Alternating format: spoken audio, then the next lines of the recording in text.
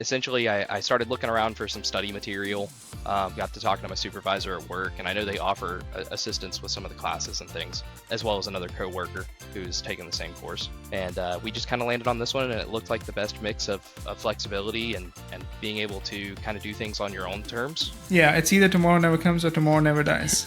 Yeah, yeah. It's one of those two things, and the tomorrow never dies attitude gets you in trouble in the long run, I guess. Because you never really know what you're missing until you see it again. So going through the course, I kept a spreadsheet basically broken down by section, and I didn't grade myself so much based on how I did, but how I felt I would tackle a question that I wasn't ready for.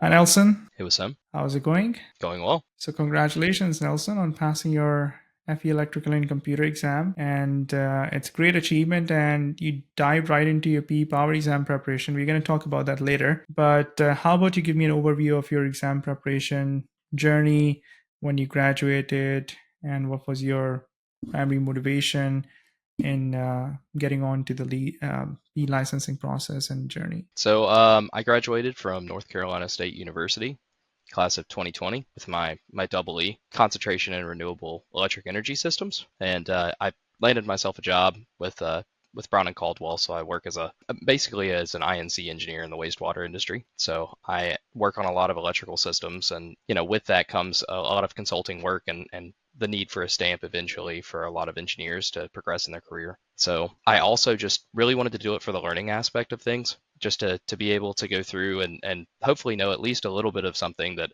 an engineer needs to know throughout their career, more so on the technical aspect, which is not always challenged, I guess, at work. So I wanted to make sure that, I knew what I was talking about and I was gaining the insight that I needed. So I first started out with the company doing arc flash studies more so. And then when I transitioned over more towards the INC side and then design work, the need for licensure became more prevalent. So essentially, I started looking around for some study material.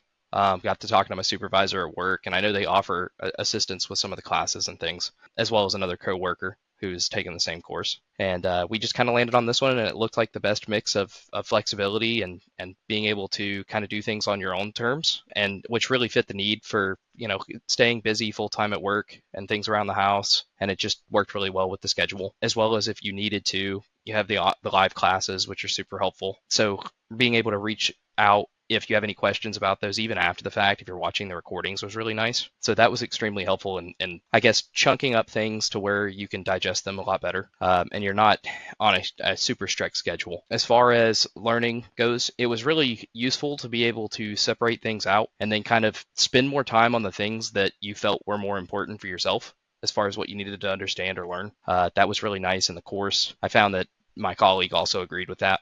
We both found the course very helpful. And then the practice exams as part of it were extremely helpful in preparation. As far as scheduling and kind of time dedication and things, just kind of boxed off 3 or 4 afternoons during the week/weekend. And that was basically when I was just like, this is what I'm studying. I got to make sure to knock out at least 2 hours, 3 hours here and there to be able to, take a good time to sit down, and being able to box out that time really helped with focusing too. So I thought that was really helpful. And there's always the occasional day where you're really just not feeling it, and you hate to miss, but at least it's there for you when you get back to it. So I really like that. You took a very methodical approach, starting from the reason why you wanted to take this, because you are in an industry where it is highly valued. At a certain level, somebody's stamping and sealing and signing off on documents, and you want to be that person eventually, especially when you're qualified, especially when you have the necessary experience requirements. The learning aspect, as you mentioned, as one of your primary motivations, brushing up on your skill set, especially the fundamentals which you get exposed to during the FE exam, correct? Preparation, and the more advanced concepts in the PE Power exam preparation that you're currently going through. So you are pretty clear minded as to why you're approaching it, both from an incentive in terms of your career progression and also from a competency and self confidence standpoint. And once you made up the mind, then you again took a methodical approach, evaluated options, which course to use, which program to use, self-study, or if you're short in time already, busy working professional, you want a structured approach in terms of a well-organized exam prep resource, and you and your colleague landed up in my program and utilized the program effectively. 3 to 4 hours, 3 to 4 afternoons, you're saying, per week, which is a pretty decent amount of effort, especially if you are doing focused studying, right? So I like to tell my students that not all study schedules or not all study time blocks or methodologies are the same, right? You can be studying for 10 hours, but if it's distracted studying, it doesn't mean much. I would rather have somebody put in 1 hour of focused study time where they're in a state of flow, absorbing the content, engaging with it, and having more of an immersive studying experience as compared to being all over the place and being nowhere type of thing. You also utilize live training, whether by attending live or watching the recordings, it seems, after the fact. And essentially, when you check all of these boxes and stay disciplined for multiple weeks and multiple months, you end up getting the result, right? In terms of, you mentioned that there were days when you were not able to execute the plan, right? I'm interested in learning a little bit more about how, what type of mechanisms, what type of buffers and safety nets, or either in the form of extra time you had, or psychologically, or in your schedule, that allowed you not to get your preparations derailed? Because it happens. I have seen this happen several times. Students would sign up for the program, and for whatever reason, they wouldn't be able to, you know, utilize the content in time. And then they're like, Wasim, I thought I would be able to wrap everything up in 3 months, but I'm only halfway there. So how do you cope with those type of scenario? How did you cope with those type of instances? Yeah, so at least for the FE prep, I found that it's more of a technical challenge, and as I said, that doesn't always get presented in day-to-day work.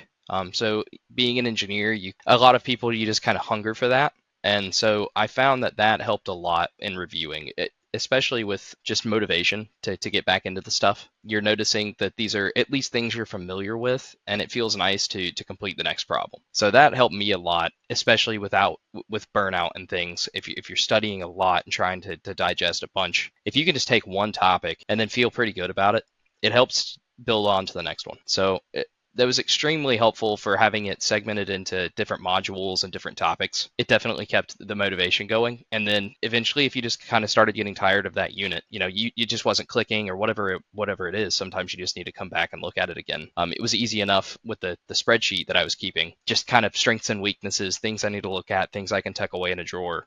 That was really nice because it's all laid out. And that was the one thing about the course that I think I was worried about in my prep material, was that I don't know exactly what to study. So I have some ideas, and when you name a section, some things come to mind, the things you were probably more familiar with, Yeah, because that's what sticks with you. So the broad I, strokes, basically. yes, it Yeah, was extremely helpful to have that all segmented out, and I was like, oh yeah, I completely forgot about computer architecture, or different things as far as like a two's complement and different types of things that may or may not have stuck with you throughout the years. So being out of school for a subtle few years, details. yeah, it definitely helped having that in separate segments to where I could go through and double check them. And for the days when you didn't feel like studying, or something, a wrench got thrown into the system, right? Or you ended up hitting a roadblock, or some external reason, you had to attend somebody's birthday party or something like that.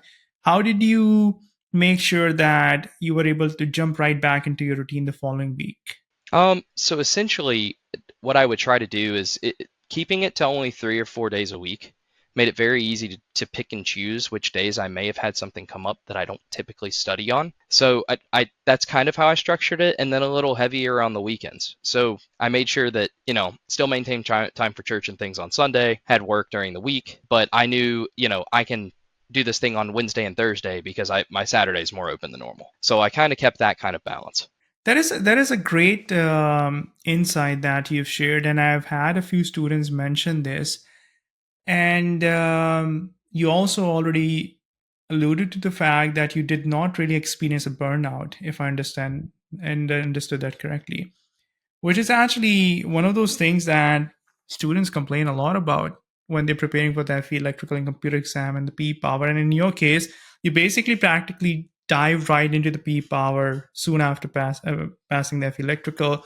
And I think that sustainability factor is what I like to explore a little bit, because the other interview that I recently did, the student mentioned that, Wasim, my routine was not significantly different um, than what it usually is.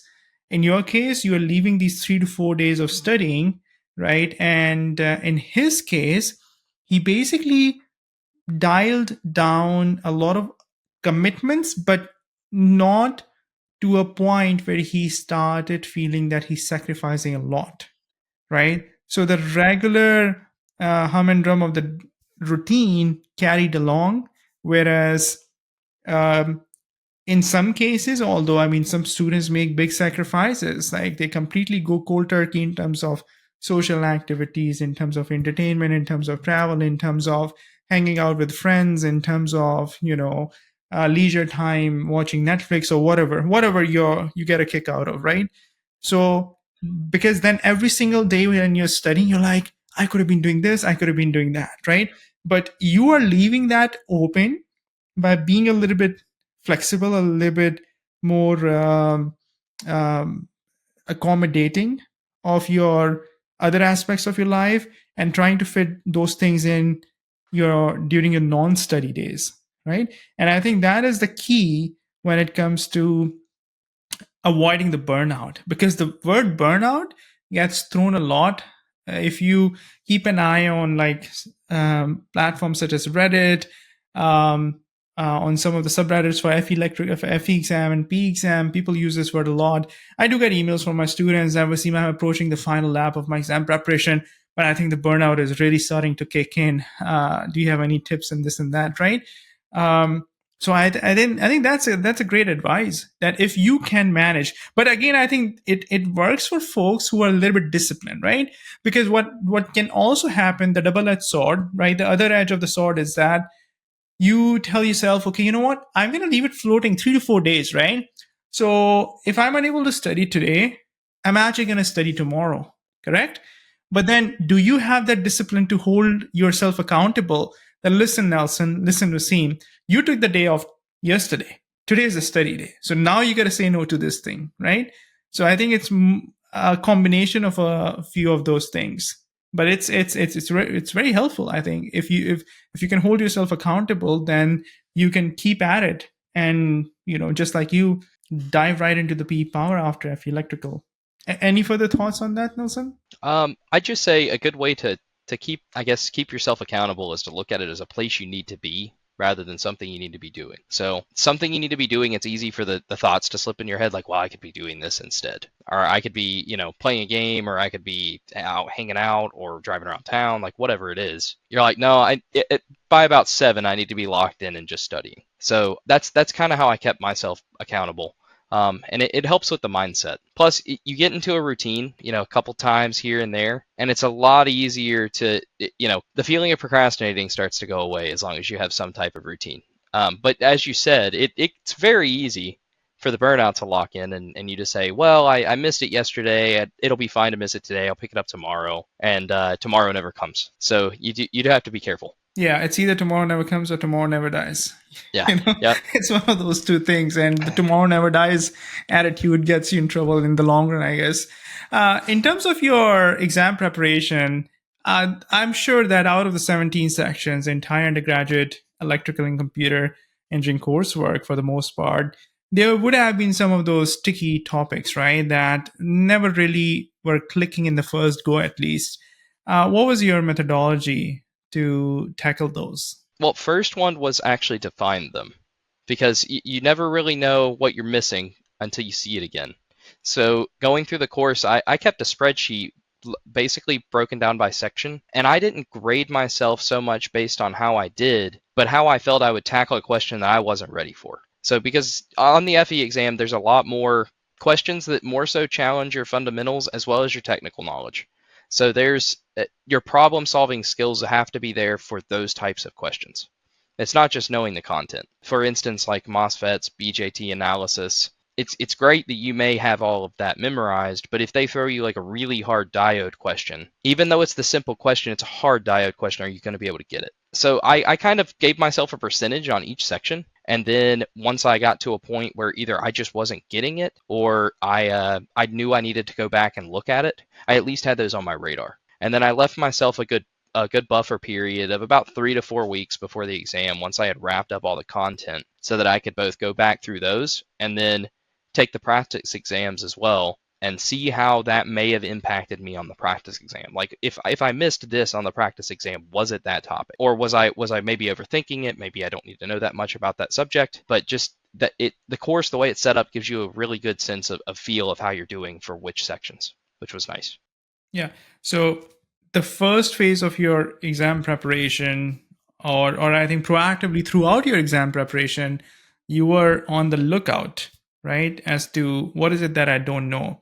And I think by the end of your entire course review, it seems like you had a very good idea of knowing what you didn't know, right? Or of knowing what your weak areas were.